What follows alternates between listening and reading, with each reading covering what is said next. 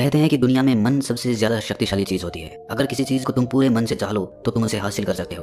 ये मैं नहीं कहता, ये सभी महापुरुषों का कहना है। लेकिन अगर ये सत्य है, ये सच है, तो जो हम अपने मन से चाहते हैं वो हमें हासिल क्यों नहीं होता है? भाई कोई भी इंसान अपने मन में दुख तो नहीं चाहेगा, लेकिन वो रहता तो दुखी है। हर इंसान अपने मन से तो कामयाब होना चाहता है, खूब पैसा कमाना चाहता है, लेकिन फिर भी वो कामयाब नहीं होता।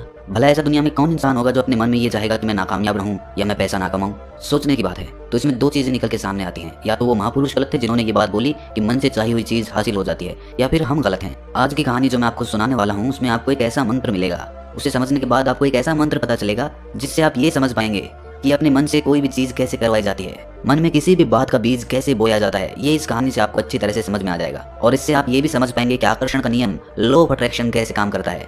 कहानी छोटी सी है लेकिन बहुत ही गहरी है। इससे पहले कि आप इस कहानी में खो जाएं, इस चैनल को सब्सक्राइब जरूर कर लें।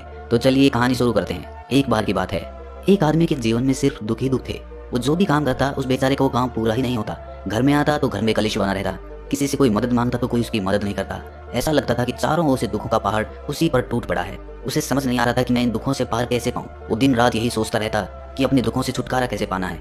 इसी कारण से वो रात में सो भी नहीं पाता था। उसकी आंखों के नीचे बड़े बड़े काले घेरे बन गए थे, जो इस बात का प्रतीक थे कि वो आदमी कितना दुखी है और कितना चिंतित है। कभी कभी तो उसके मन में आत्महत्या करने के भी ख्याल आते थे, लेकिन अपने परिवार की चिंता करके वो ये कदम नहीं उठा पाता था। वो इतना दुखी हो गया कि उसने निर्णय किया कि वो इन दुखों से छुटकारा पाके रहेगा। इसके लिए चाहे उसे कितनी भी मेहनत करनी पड़े, कुछ भी करना पड़े, चाहे अंगारों पे चलना पड़े, लेकिन इन दुखों से छुटकारा हासिल करके रहेगा।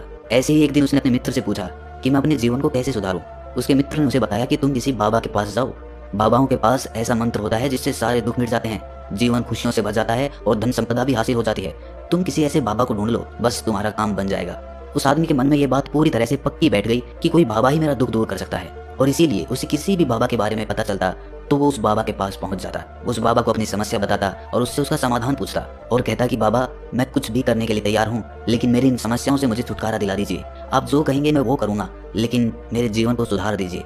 बाबा उसे कुछ टोने टोट के बता देते थे करने के लिए, और बदले में दान दक्षिणा ले लेते थे कि ये टोना टोटका करने के बाद तुम्हारे घर में सुख शांति बनी रहेगी, बस इस टोटके को पूरी विधि के साथ करना।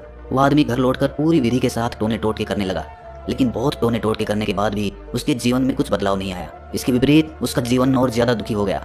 जो भी बाबा उसे टोना टोटका देता था वो बदले में उससे दान दक्षिणा लेता था, जिससे उसका धन भी धीरे धीरे खत्म हो रहा था। इससे उसके जीवन में दुख और ज्यादा बढ़ गए। तब उसे लगा कि बाबाओं के पास जाने से तो मेरे जीवन में दुख कम होने की बजाय बढ़ते ही जा रहे हैं, तो मुझे क्या करना चाहिए? बाबाओं के पास जाऊं या ना जाऊं? फिर एक दिन एक आदमी ने उसे बताया कि तुम अपने घर में किसी पंडित को बुलाकर हवन करवा लो। हवन होगा, घर शुद्ध हो जाएगा। कोई भी बुरी ऊर्जा होगी घर में तो वो घर से बाहर चली जाएगी। किसी पंडित को बुलाकर पूरे विधि विधानों से मंत्रोच्चारण कराओ और हवन कराओ, जिससे घर में सुख शांति आए। उस आदमी के मन में ये बात बैठ गई और उसने एक पंडित को अपने घर पर बुलाकर हवन करवा दिया। हवन अच्छी तरह से संपन्न हुआ। बदले में पंडित ने भी अच्छी दान दक्षिणा ली और उसके बाद वो वहां से विदा हो गया। लेकिन कुछ दिनों के बाद उस आदमी को महसूस हुआ कि उसके जीवन में अब भी कोई बदलाव नहीं आया है। अब वो आदमी पूरी तरह से दुखी हो गया और ज्यादा परेशान हो गया। अब तो उसे लगने लगा था कि मेरे जीवन में से दुख कभी खत्म ही नहीं होंगे, और यही सोच सोच कर उस आदमी का बुरा हाल हो गया था। फिर एक दिन उसे अपने मित्र से एक ऐसे बाबा के बारे में पता चला जो समाधान बताने के लिए कोई दान दक्षिणा नहीं लेता था। उस आदमी को लगा कि ये बाबा दूसरे बाबाओं की तरह नहीं हो सकता, क्योंकि ये दान दक्षिणा तो लेता ही नहीं, और अगर दान दक्षिणा नहीं लेता तो ये सच में कोई सिद्ध बाबा होगा। और यही सोचकर वो उस बाबा के पास पहुंच जाता है। जब वो आदमी वहां पर पहुंचता है तो वो बाबा ध्यान में बैठे हुए थे। ये देखकर वो आदमी वहीं पर चुपचाप बैठकर ध्यान से बाहर आने का उनका इंतजार करने लगा। थोड़ी देर बाद बाबा ने आंखें खोली तो सामने एक दुखी और परेशान युवक को बैठे देखा। वो उसकी आंखों के नीचे काले घेरे देखते ही समझ गया कि ये आदमी अपने जीवन से कितना परेशान है। उसे संबोधित करते हुए बाबा ने पूछा कि बच्चा क्या चाहते हो, बाबा के पास क्या लेने आए हो? उस आदमी ने कहा कि बाबा मैं अपने जीवन से बहुत परेशान हूँ। मैंने इन दुखों को दूर करने के लिए बहुत सारे रास्ते अपनाए, हर वो तरकीब करके देखी जो किसी बाबा ने मुझे बताई, हर वो काम किया जो किसी भी इंसान ने मुझसे करने को कहा, लेकिन मेरे जीवन में दुखों में कोई कमी नहीं आई। बाबा इसके विपरीत मेरे जीवन में दुखों में बढ़ोतरी हो गई। मुझे समझ नहीं आ रहा है कि मैं क्या करूं। कभी कभी तो मैं आत्महत्या करने की सोचता हूं, लेकिन अपने परिवार की सोचकर मैं ये कदम नहीं उठा पाता। मैंने आपके बारे में बहुत सुना है बाबा, और मैं बहुत उम्मीद के साथ आपके पास आया हूं। कृपया करके मुझे कोई ऐसा मार्ग बताएं जिससे मुझे अपने दुखों से छुटकारा मिल जाए। मैं अपने दुखों से छुटकारा पाने के लिए कुछ भी करने को तैयार हूँ। आप मुझे कोई भी रास्ता बताएं, चाहे वो रास्ता कितना भी कठिन क्यों ना हो, मैं उसको पार करके रहूंगा। बाबा ने महसूस किया कि आदमी तो सच में बहुत परेशान है। बाबा ने उसकी बात सुनकर कहा कि बच्चा दुखों को दूर करने के लिए मंत्र ऐसे ही नहीं मिलते, मंत्र पाने के लिए कुछ करना पड़ता है। तुम कुछ कर सकते हो। ये सुनकर पहले तो उस आदमी ने सोचा कि ये बाबा भी मुझसे दान दक्षिणा ही मांगेंगे, लेकिन और कोई रास्ता ना पाकर उस आदमी ने कहा कि बाबा आपको जितनी भी दान दक्षिणा चाहिए मैं देने के लिए तैयार हूँ, लेकिन आपका मंत्र सच्चा होना चाहिए, वो पूरा होना चाहिए, उसका फल मुझे मिलना चाहिए। उसके बाद मैं आपको जो भी दान दक्षिणा लेना चाहते हो वो दे दूंगा। बाबा ने कहा कि दान दक्षिणा तो बहुत छोटी सी चीज़ है, मुझे वो नहीं चाहिए। इस पर वो आदमी सोच विचार करके बोला, तो बाबा मैं अंगारों पे भी चलने के लिए तैयार हूँ, आप मुझे बस आज्ञा दीजिए। बाबा ने कहा कि अंगारों पे चलने वाली छोटी चीज़ मैं तुमसे नहीं कराने वाला, मैं जो तुमसे कराने वाला हूँ वो बहुत कठिन मंत्र है, उसे पूरा कर पाओगे?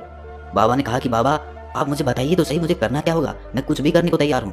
इस पर बाबा ने उसे कहा कि यहाँ से जब तुम अपने घर जाओ तो रास्ते में अपने मन में ये दोहराते जाना कि मैं सुखी हूँ, मैं सुखी हूँ, मैं सुखी हूँ।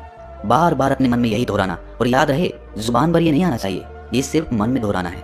ये सुनकर वो आदमी बोला, बाबा बस इतनी सी बात, ये तो मैं चुपके बजा के कर लूंगा, लेकिन इससे होगा क्या? बाबा बोले कि इस मंत्र को करके देखो, वैसे भी तुमने इतने बाबाओं के मंत्र किए हैं तो इस मंत्र को भी करके देख लो। उस आदमी ने सोचा कि बाबा कुछ दान दक्षिणा तो ले नहीं रहे और छोटा सा मंत्र है, इसे तो मैं कर ही लूंगा। वो बोला ठीक है बाबा, मैं ये मंत्र जरूर करूंगा। वो आदमी ये कहकर वहां से उठकर चलने लगा, लेकिन जैसे ही वो चलने लगा पीछे से बाबा ने बोला कि बच्चा एक बात याद रखना, जब तुम ये मंत्र अपने मन में दोहराओ तो तुम्हारे मन में बंदर के विचार नहीं आने चाहिए, बंदर का ख्याल भी नहीं आना चाहिए, तो ही ये मंत्र सिद्ध होगा। वो आदमी बोला मुझे तो आज तक बंदर का कोई विचार नहीं आया, तो अब क्यों आएगा? आप चिंता मत करिए बाबा, मैं बस मन में यही दोहराऊंगा कि मैं सुखी हूँ, मैं सुखी हूँ, इसके अलावा बंदर का कोई विचार मेरे मन में नहीं आएगा। ये कहकर वो आदमी वहां से चल दिया। वो अपने मन में मैं सुखी हूँ, मैं सुखी हूँ ये दोहराता हुआ थोड़ी दूर ही चला था कि उसके मन में अचानक बंदर का ख्याल आ गया। बंदर का ख्याल एक बार आया और चला भी गया, लेकिन उस आदमी ने सोचा कि आज तक तो मुझे बंदर का कोई विचार नहीं आया, ये आज बंदर का विचार क्यों आ गया? और ऐसे करके उसने उस बंदर के विचार को पकड़ लिया। वो ये भूल गया कि मुझे क्या मंत्र दोहराना है, और वो बंदर के बारे में सोचने लगा। जब थोड़ी देर बाद उसे फिर से होश आया तो वो फिर से अपना वही मंत्र दोहराने लगा जो बाबा ने उसे बताया था, मैं सुखी हूँ, मैं सुखी हूँ। लेकिन अचानक से उसे सामने एक बंदर दिखाई दिया, और ये देखकर उसके मन में फिर से बंदर का विचार उठ गया, और वो अपने अंदर से इस विचार को बाहर फेंकना चाहता था। वो चाहता था कि मेरे अंदर किसी भी तरह बंदर का विचार ना आए, लेकिन उसे तो सामने बंदर ही दिखाई दे गया। ऐसे ही जद्दोजहद करते करते वो घर पे पहुंचा, और घर पे पहुंचने के बाद अपनी पत्नी को कहा कि हे बंदरिया, मुझे खाने में बंदर परोस दो। और जब उसे एहसास हुआ कि उसने क्या बोल दिया तो वो अपने बाल नोचने लगा, वो दीवारों में सर मारने लगा कि आज तक मुझे बंदर का कोई विचार नहीं आया, और आज मुझे ये क्या हो गया है कि मुझे हर जगह बंदर ही बंदर नजर आ रहे हैं, ये कैसी माया है।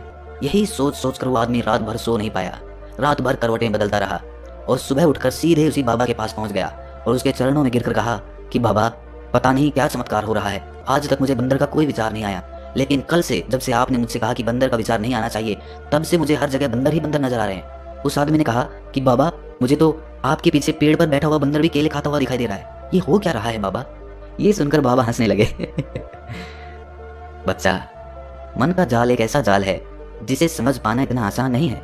बंदर तो तुम्हारे रास्ते में पहले भी आते थे, जब तुम मेरे पास आए थे तो इन्हीं पेड़ों पे ये बंदर घूम रहे थे, लेकिन तब तुम्हारे ध्यान में ये बंदर नहीं था, तब तुम्हारे ध्यान में सिर्फ अपने दुख थे। इसके बाद बाबा ने उसे बताया कि बच्चा, हम जिस चीज से भी दूर भागना चाहते हैं वही चीज हमारे मन में बहुत गहरे में प्रविष्ट हो जाती है, वो हमारे अंतर मन में समा जाती है।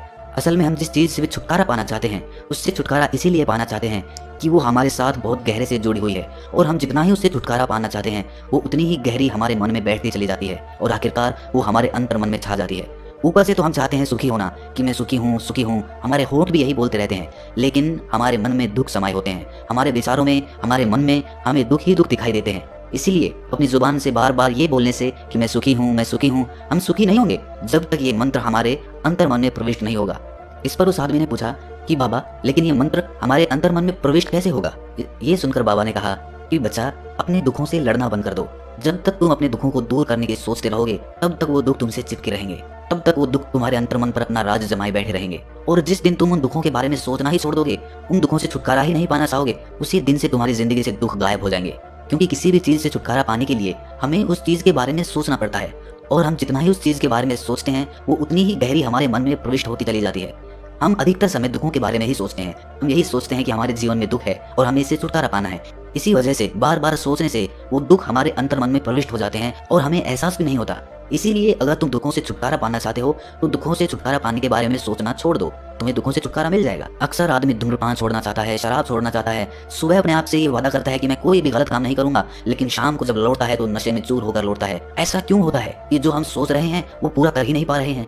असल में हम उस चीज को बहुत ज्यादा तवज्जो दे रहे हैं, उस चीज को बहुत ज्यादा अहमियत दे रहे हैं।